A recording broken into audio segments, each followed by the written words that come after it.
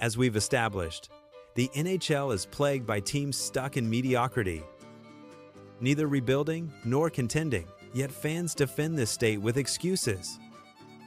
These excuses are disguised as loyalty. The common refrains of being close, needing one more piece, or relying on staying healthy are not analysis but coping mechanisms. True contenders don't require perfect conditions. They demonstrate their strength consistently, not through fleeting moments of luck or late-season surges. Teams that depend on getting hot at the right time lack the fundamental roster quality needed for sustained success. This harsh reality is often obscured by fan devotion and a reluctance to admit that their favorite team may simply be built to lose in the first round. Selling hope without ever posing a serious threat. Year after year, these teams dangle just outside true contention, offering just enough excitement to sell tickets and merchandise, but never enough to truly challenge for the Stanley Cup. It's a cycle of mediocrity perpetuated by hope and denial, a self-sustaining loop. The excuses become ingrained in the fan base's vocabulary, passed down through generations. A bad bounce here, an unlucky injury there, always something to blame besides. The fundamental flaws in team construction. Meanwhile, truly elite teams overcome adversity with resilience and tactical adjustments.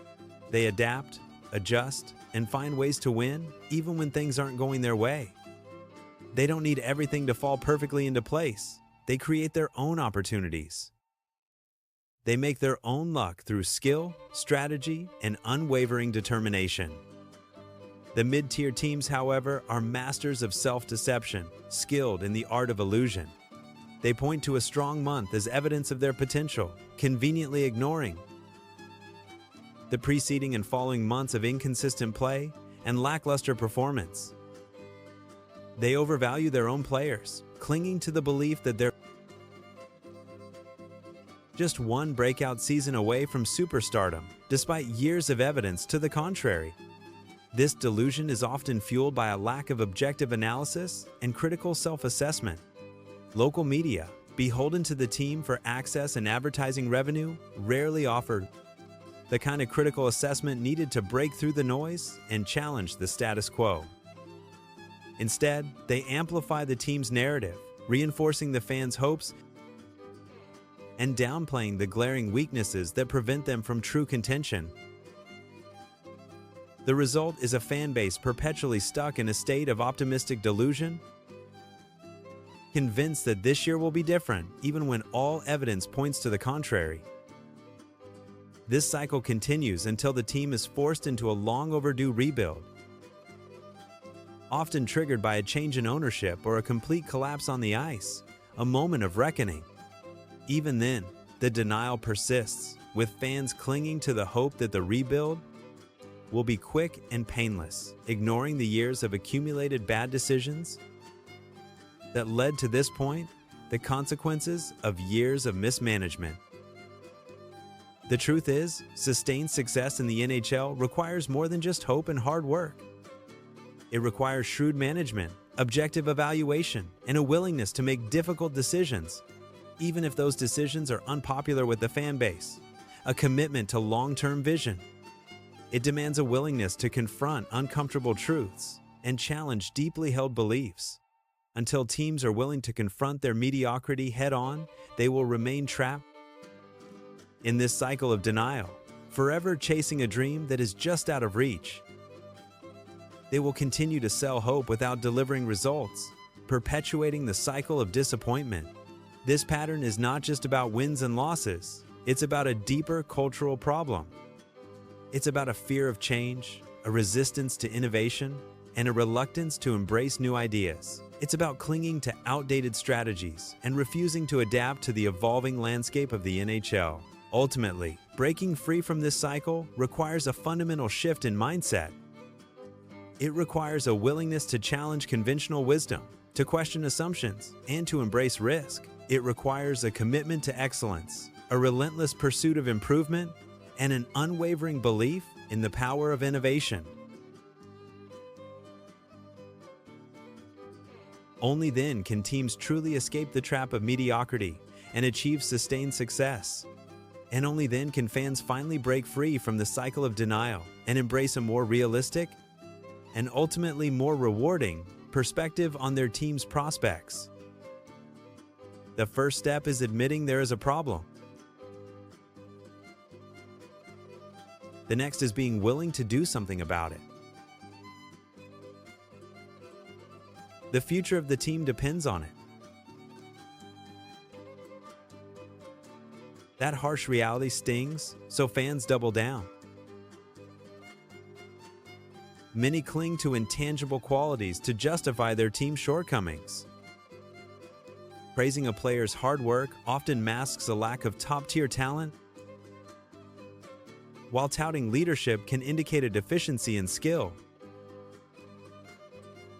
It's like saying, "He tries hard, bless his heart," but a goalie who must steal games is a symptom of a team that consistently fails to control the play. They need heroics every night because the team defense is Swiss cheese. Contenders dictate the terms. Mediocre teams rationalize their defeats. You hear it all the time. If only we had gotten that call. If only the refs weren't blind. If only our star player hadn't been injured. True contenders overcome adversity. Pretenders crumble under it. And the excuses? They're endless. The worst is when fans start believing their own spin. They convince themselves that this year is different, that the team has finally figured it out. But the underlying problems remain, festering beneath the surface. If a team hasn't shown clear improvement in 3 years, they're not on the verge of a breakthrough. They've become complacent. They're stuck in a cycle of mediocrity, and they're comfortable there. The owners are happy because the arena is still full. The players are happy because they're collecting their paychecks. And the fans, well, they're just along for the ride, clinging to the hope that someday, somehow, things will change. But deep down, they know the truth. They know that their team is not good enough, that they're destined for another early playoff exit, or worse, another year of missing the playoffs altogether. This truth is infuriating because it exposes the comfortable lies fans tell themselves to defend their team, their favorite players, and the excuses they've grown accustomed to using. It's easier to believe in the myth of potential than to confront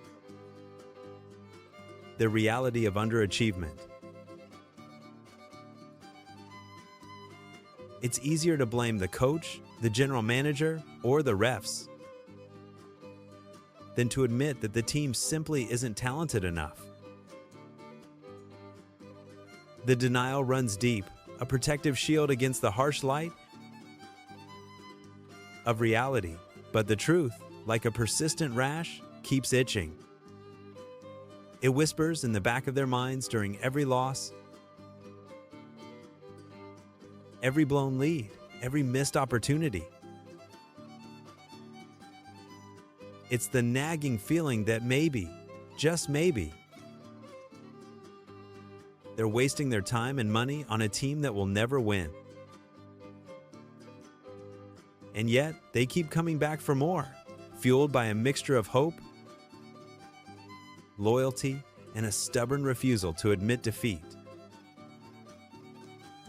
The cycle continues year after year, a testament to the power of denial and the enduring allure of the game. The NHL thrives on this delicate balance between hope and delusion, knowing that as long as the fans keep believing, the money will keep flowing.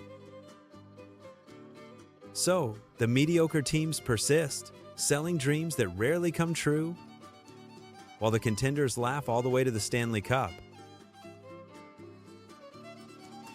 And the fans?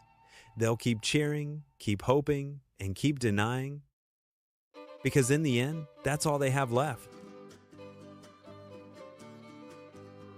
The comforting lie is better than the bitter truth. At least until next season. Then the cycle starts anew. Maybe next year will be different, they say, with renewed fervor. Maybe next year the team will finally make that deep playoff run. Maybe next year, the stars will align. It's a comforting thought, even if it's a false one.